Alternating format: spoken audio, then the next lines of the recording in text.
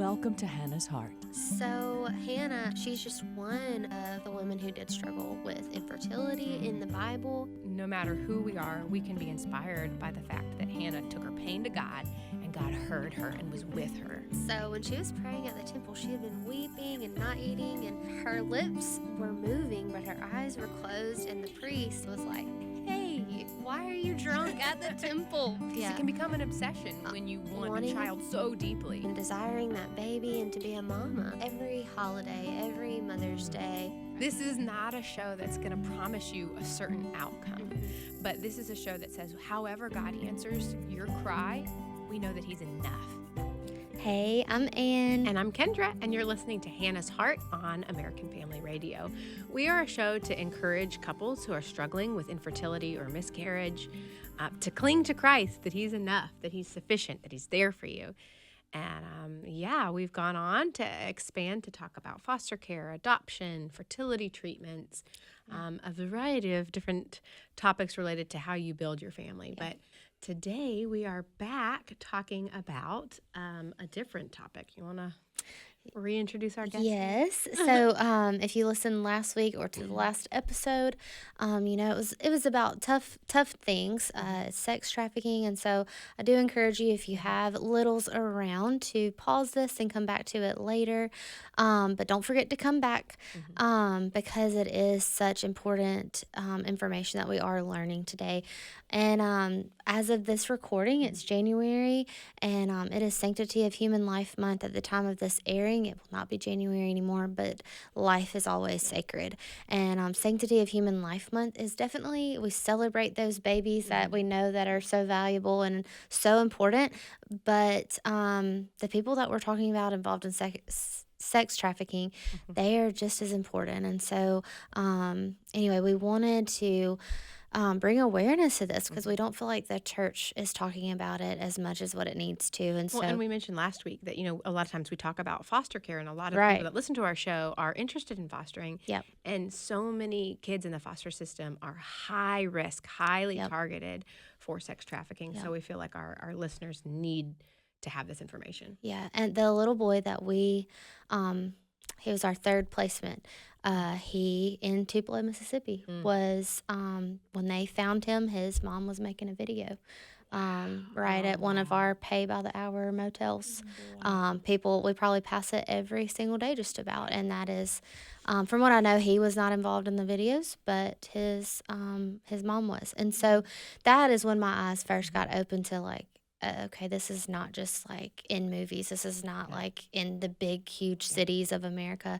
It is right here in small town Tupelo. So we have Colleen Fabling. If you will, just reintroduce yourself a little bit and tell us what you do for 8 Days of Hope, and then we'll get into the rest of the conversation. Yeah, so my name's Colleen Fabling. I've been a volunteer with 8 Days of Hope for 13 years. And in 2023, I came on as one of the Safe House Ministry employees, and now I'm the Safe House Ministry Director for 8 Days of Hope. So I have the privilege of helping to raise awareness and educate the church and the people of God about what we can do to be advocates for those that are being trafficked every day. Every minute. And it's absolutely heartbreaking, and it's really important that we open our eyes. We are going to want to be tempted to say that's too terrible, but we can't. And I think all of us have little people in our lives that we would do anything for. And so it's important for us to remember that every child, every vulnerable adult, person that we come in contact with is a child of God and is worth fighting for. And so we're going to learn, and then we're going to ask the Holy Spirit how we're supposed to respond. I love that. Yeah. So last episode, we had talked about all the money involved in sex trafficking and stuff. If you don't mind, go ahead and retell that, just because of the staggering number that it is. And then you have some like terms and stuff that we might, not that we might need to know, we do need to know about to be able to talk about this, because I feel like it almost needs to be a daily conversation because of it happening. You mentioned every minute, every single minute this is going on. And so, do you mind telling us about that number again? Yeah.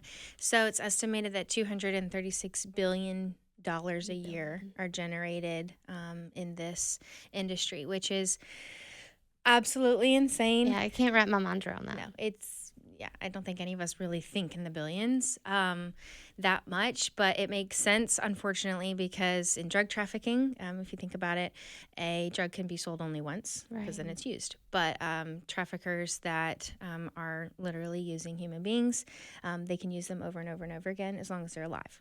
So a trafficking victim can be sold 5 to 6 times a day, 7 days a week, 365 days a year, which is around 2,000 sex acts a year that they're required to perform. And their quota average on a day is $2,000. And so just from one victim, a trafficker can make $730,000 a year. Just from one victim. And most of the time, these traffickers don't just have one victim that they're responsible for. No. Why do you think it is that so many Christians are blind to this topic and we haven't stopped sex trafficking yet? I think because we don't want to believe it's happening. It's too terrible. I mean, every time I am in this information, and I'm in it every day, there's a pit in my stomach. I'm thinking about, last episode we talked about vulnerabilities. I think about, oh my goodness, there's vulnerabilities in my life and in my friends' lives. And I mean, we're human beings that live in a fallen world. There's vulnerabilities everywhere. And I, every day, recognize it could have been me. It could have been me. There's been seasons of my life where my home felt unstable, or there was financial hardship, or there was a situation going on that didn't involve me that took so much of my family's attention, and I was vulnerable and needed, adult, mentorship or whatever. Right. If that went to the wrong person, if that opportunity opened up to the wrong person, I could have easily been a victim of trafficking. And that's so simple. It is so simple. Yeah, because that person that you're saying, looks for those vulnerabilities. That's kind of all they have to offer. Like you just said, a mentorship, like I'll be there for you in case no one else isn't. And that's how these people get involved. What if the church stepped up and said, we'll love you, we'll build relationships, we'll help. Speaking of the church, you have some amazing literature that's available to people to help be educated on this. In that, I read some statistics talking about the link of pornography and how the church pornography has completely infiltrated the world of Christian men. You had one stat that said that 50% of pastors struggle with pornography. Yeah. What exactly is the tie between pornography and sex trafficking?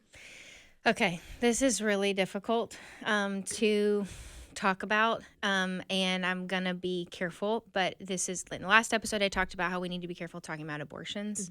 I want to be careful talking about this, but I'm going to say it. We have to understand that pornography is one thing that fuels the industry. It fuels the demand. So sex trafficking is about supply and demand. If there wasn't a demand, then... If people didn't want to buy sex and pornography, we wouldn't need to have vulnerable people that were being abused. Okay? So, we talk about buyers and Johns, or people who, want to set up a date where they can go and do whatever their fantasy is or whatever they want. If you are someone who struggles with pornography, you need to understand that you're part of that cycle. The problem, yeah. And I actually have had someone say to me, well, I do struggle with pornography, but it's not that rough stuff. I'm sorry, but just saying it that way. It's not that rough stuff that you're talking about. And, I have heard testimony from a survivor say, people don't understand. Like, I'm the best actress there is out there because I am being forced to do this. And I can make it look like I want to be there. But there's all kinds of things, abuse that's in manipulation that's causing her to be in a position where she's forced to create this pornography that's being consumed. And there's numbers from in the church. Baptist News did a study. 70% of youth pastors report that they've had at least one teen come to them needing help with pornography in the last 12 months. Okay. And that's how many that aren't coming to them. Right. That's the one that was willing to be vulnerable. 68% of church-going men and 50% of pastors view porn on a regular basis. Wow. Wow. And Goodness. not wow shame. Wow. Right. We have to be able to say, we have to be in community where we can say, I need help. Yeah. Mhm. Yeah. That's good. We That's a have good to be point. able to, because if we, it's just like what I said about abortion. If you're saying abortion's terrible, I can't believe anyone would do that. Is anyone going to come to you and say, Right. that's been my story? Mhm. And I I need want to help. be in Christian community in a healthy way. I want to live in the freedom of the gospel. Yeah. Mhm. Are they going to come? And so if we say, oh my gosh, this is terrible. I can't believe you consume porn. And I want to say it's not just men. Mhm. Right. Right. Females struggle with porn as well. Mhm. And we talk about a lot of, male stats, but we have to say you're not too far gone. You're not below redemption. Right. You're not too far gone. If we know anything about the gospel and what Jesus has done for us, is that his righteousness Mhm. covers us. And we could be, I heard a story this year of a trafficker who is now, wanting to help fund the freedom of those who have been trafficked, because Wow. his life was transformed. Wow. He went from selling, He was a trafficker. trafficker, Oh my goodness. and he went from that life being redeemed by Christ and now wants to be a part of the solution Wow. in an incredible way. And It sounds so- awful. Like I wouldn't have even thought Yeah. that. Mhm. And I know Jesus can and saves anyone who wants. But I haven't thought about like, oh, if we could get the traffickers to come to know the Lord, my head goes to just like get the people out. Yeah. But if we don't have anyone, if we could lower the numbers of people being willing to be the trafficker, then that would help. Yeah. So the church stepping up and caring about people, stopping pornography and dealing with it in a way, and then also educating people. If you guys are just listening and tuning in, we have Colleen from 8 Days of Hope. We're talking about the horrific world of human trafficking, specifically sex trafficking.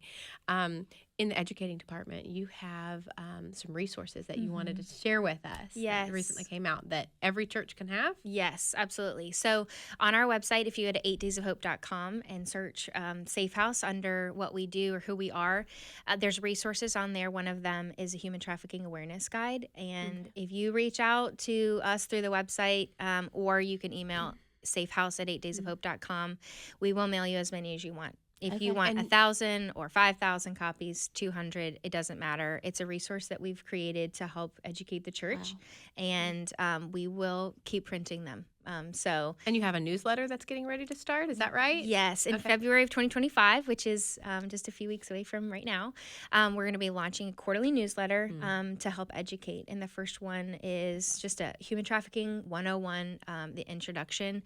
And I've written it to inform everyday people what's happening and how it's happening. And then we're going to provide some resources for you to learn more and get involved. But I cannot stress enough how important it is for the body of Christ to be willing to be uncomfortable and learn so that we can be a part of the solution and recognize that it could have easily been one of us and we can be a part of someone else not being manipulated into the cycle. Yeah. You said something that surprised me with the first episode about this, how so many more times that someone's involved is because they know the person. It's not like all of a sudden a stranger, kidnapped someone. I feel like that's where my mind always goes to, is like someone was lurking and grabbed someone. And I know those stories, those awful stories exist, but you were saying that it's more of someone who might already be in your life. So how do, I guess, us as parents, us as the church, you kind of gave something to look for in the last episode, but yeah, how do we get involved? What does it look like to get involved if we think something is going on? Yeah, that's a great question. I encouraged in the last episode the open conversation with your kids, with your spouse, or Right. the adults that you do life with in community, and making sure that you are willing to have those hard conversations. I think, in circles that I've been in, it's been one of those things where people are like, oh, human trafficking? Like, why would I want to talk about that at coffee or at dinner? But being somebody who does become an advocate and raise awareness is really going to help set the tone for your community. And, there's conversations with your kids, them understanding it's what is okay and what isn't okay. I mean, sometimes it's an uncle, sometimes it's a stepfather. That's not something that we want to think about. But if Right. our kids know age appropriate, we're going to talk to them age appropriate ways of what's okay and what's not, and that there are people that will want to say, "Don't tell your mom. This is a secret," or "This is going to be our little secret." You can tell your kids, "There's no secrets There's no from mommy and daddy." Right. And if someone says that to you, you come to me right away. That it gives me goosebumps Yeah. to think that something that's so simple can keep your child from being in a situation where, if their uncle says to them, "This will be our little secret," whatever, they're not going to think anything of that unless Right. there's been a previous conversation where, secret, Right. tell Yeah. mom. Okay, I'm going to go to mom right now.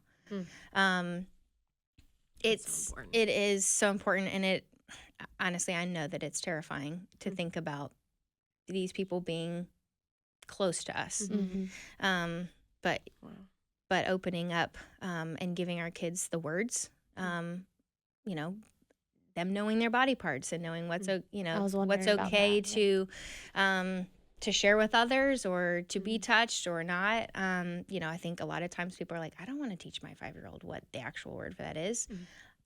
But if you don't, then there might be a situation where they can't tell you. Right. They what don't have the happened. vocabulary to. Helping them have. Because I have heard, like, legally, unless that body part is correctly mentioned, they legally can't do anything if that, if the reporting doesn't actually have that body part in their reporting of, an incident. I don't know if that's for sure true, but I remember feeling that way, like, why would you tell your 4-year-old to call it this, that body part? But then a friend said, like, if anything were to ever happen, she needs to know the proper anatomy to say that.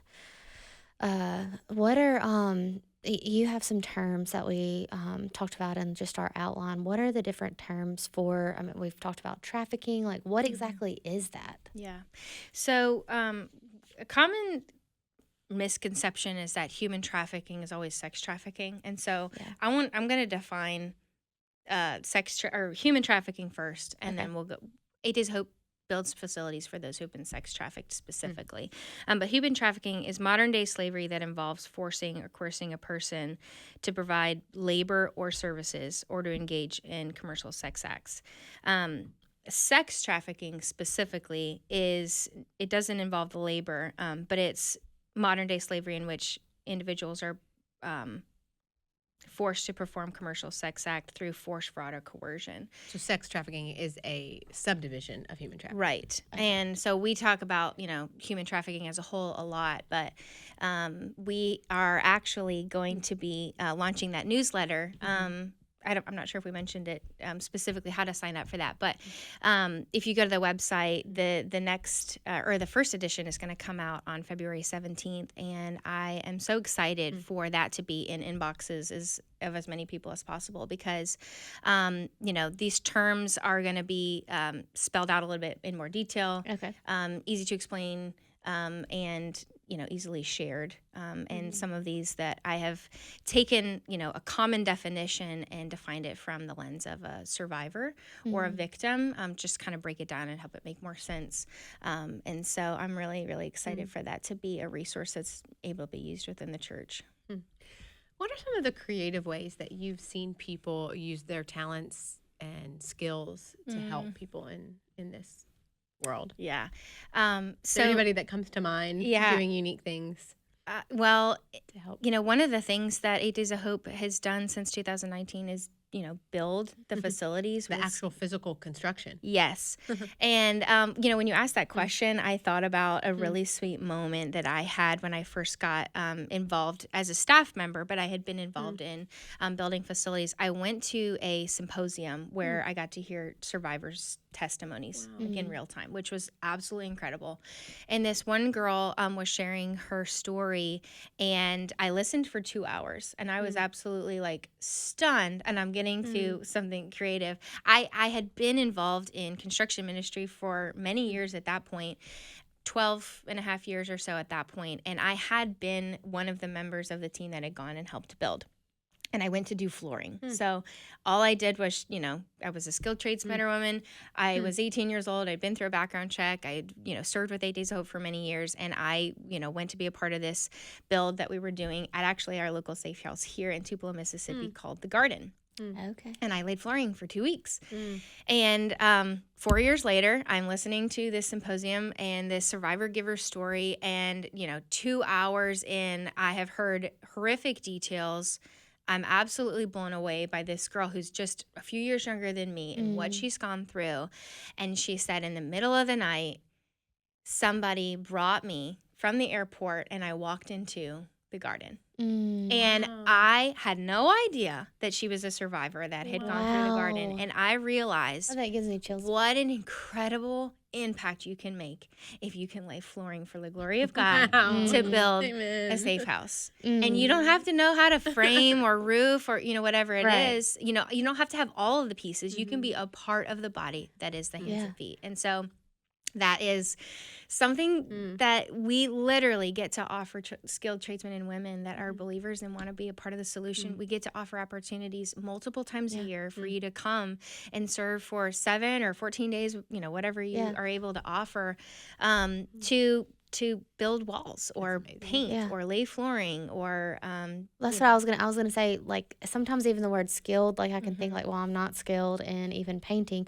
But if you know how to paint, if you know how to roll paint on the wall, you can do that. And is it still like, I know when I've helped with 8 Days of Hope, we still needed people to fix lunch and to, do those kind of things. Is that a way to serve? If you feel like I can't do paint, I can't do flooring, is that still a way to be involved? So the number of volunteers that we take for Safe House projects specifically in those areas are smaller, but there's still opportunities there. But But for the other destructions that happen, I think that's more of a Okay. Now, I will say, if you're not skilled in a trade, don't let that limit you from asking God how you can be a part. Because I know the local garden, when they launched, that they were asking, is there anyone who wants to get involved in these women's life to come teach editing or sewing, or a lot of places have like life skills that they want to help equip them with, that if you were willing to regularly commit, and the thing is you have to be willing to form a relationship, and it's not a one and then you have to be dependable, and so many organizations that are trying to find volunteers have that trouble,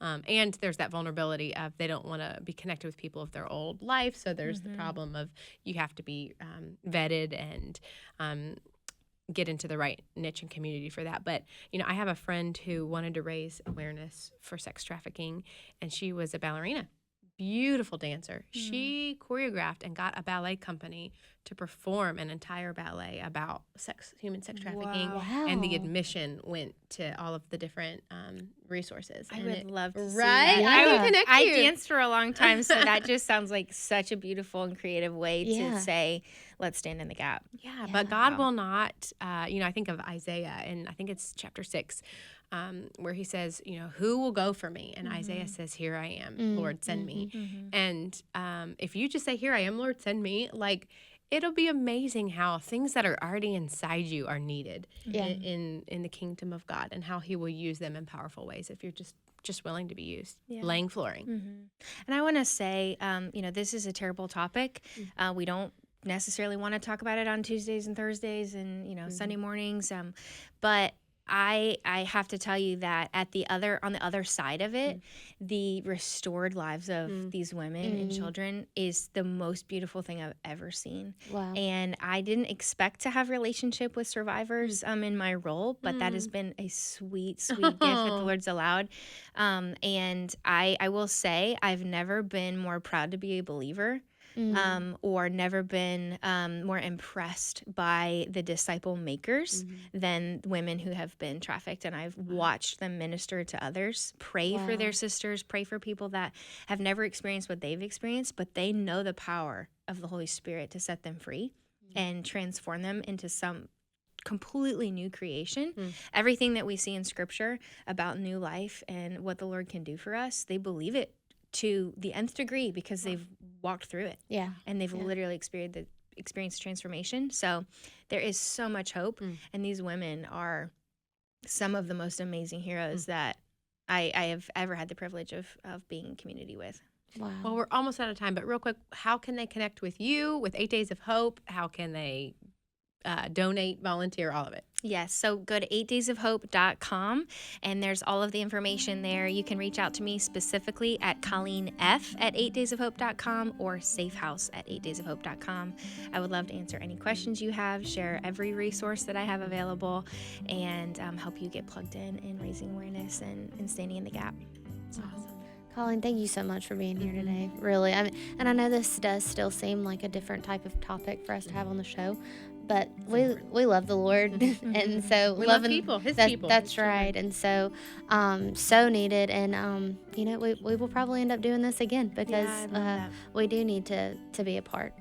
Thank you guys for listening to Hannah's Heart, and we'll see you back next week.